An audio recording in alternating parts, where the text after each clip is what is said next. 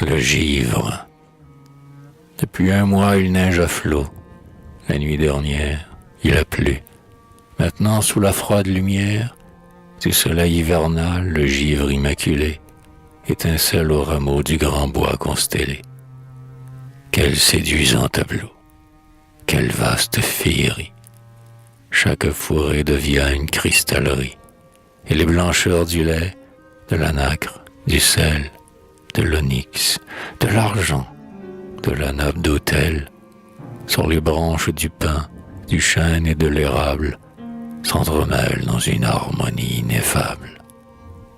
Parfois des rayons d'or frappent l'arbre qui luit, et l'on dirait alors qu'au milieu de la nuit, une fée a touché du bout de sa baguette les fûts de la forêt solitaire et muette, en a fait les piliers d'une église sans nom.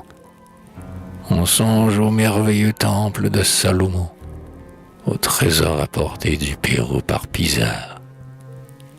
Parfois, sur ces piliers d'agate et de Carrare, une ombre passe et fait évanouir soudain le vif scintillement de ce nouvel Éden. Et le bois assombri, que nul souffle n'agite, devient la grotte où pend la blanche stalactite.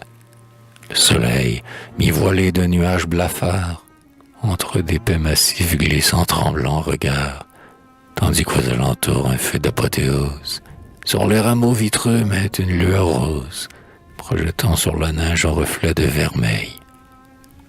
Mais un nuage encore nous cache le soleil. Le morne clair-obscur des vieilles basiliques filtre à peine à travers les fûts mélancoliques du temple indescriptible habité par l'hiver.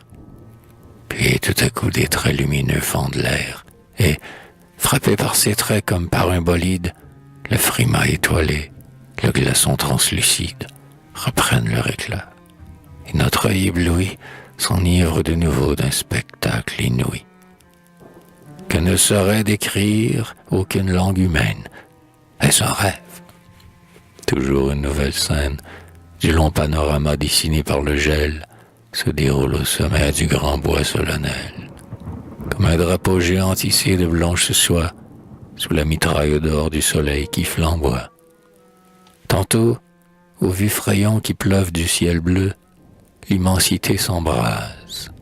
On croirait que le feu dévore, comme en juin, la forêt centenaire.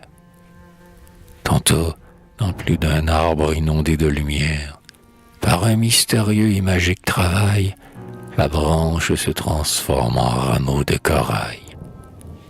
Tantôt, le chêne altier, qui heurte hors de éole, prend l'aspect d'une immense et riche girandole. Tout ce que le ciseau patient du sculpteur, dans le marbre ou le bois s'est créé d'enchanteurs, en ciselant le lys, le lotus et l'acanthe scintillent sous les arcs de la forêt géante. Tout ce que le ciseau du maître à l'œil de feu peut, comme un blanc reflet de la maison de Dieu, déployer dans l'abside, autour du tabernacle, serait terne à côté de ce mouvant spectacle.